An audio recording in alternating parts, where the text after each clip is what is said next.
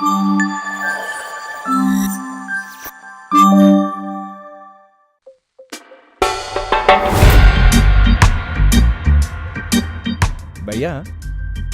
మీలో ఎంతమందికి బ్రేకప్ అయిందో ఒకసారి చేతులు ఎత్తండి.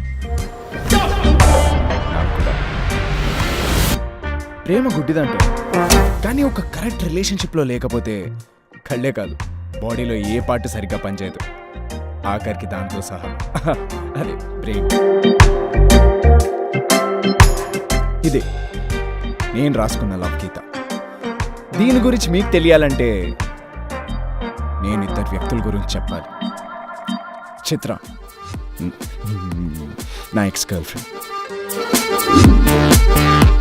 చిత్రతో నా 3 year రిలేషన్షిప్ బ్రేక్ అయింది. ఆ 3 ఏళ్లలో భయ్యా కాంచనా 1, 2, 3 సినిమాలు చూపించేసింది. ఫస్ట్ టైం లవ్లో ఉండడం కన్నా లవ్ ఫెయిల్యూర్ అవ్వడమే చాలా చాలా హ్యాపీగా అనిపించింది. మనం లవ్ చేసిన అమ్మాయిని దక్కించుకోవాలంటే చాలా అదృష్టం ఉండాలి, కానీ సెట్గా అమ్మాయిని వదిలించుకోవాలంటే ఎక్కడో రాసి పెట్టుండాలి భయ్యా.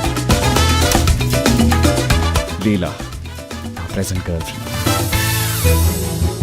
లీలా క్యూట్, స్వీట్, ఇన్స్టెంట్ నూడిల్స్లా కనెక్ట్ అయిపోయింది ఇన్స్టాగ్రామ్లో. మా రిలేషన్షిప్ లైక్తో స్టార్ట్ అయ్యి వాట్సాప్లో కంటిన్యూ అయ్యి కాల్ దాకా ట్రావెల్ అయింది. అండ్ ఇప్పుడు మీ గెస్ కరెక్టే, వీఆర్ ఇన్ లవ్. ఒక్క బ్రేకప్ నా లైఫ్లో పాస్ట్ అంటే చిరాకు వచ్చేలా చేసింది, ఫ్యూచర్ అంటే భయపడేలా చేసింది. ఓటీటీలో చూసిన సినిమాని మళ్ళా డబ్బులు ఖర్చు పెట్టి థియేటర్లో చూసినట్టు నా ఎక్స్ చిత్ర, తనతో చేసిన దరిద్రం మళ్ళా లీలాతో రిపీట్ చేయకూడదని ఫిక్స్ అయ్యాను. ఆ మిస్టేక్స్ అన్ని గుర్తుపెట్టుకుని బాగా ఆలోచించి ఈ కళాఖండాన్ని రాశాను.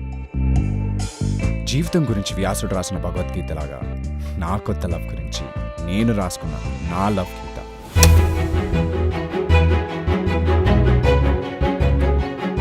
రాతలు జీవితాన్ని మారుస్తాయంటారు.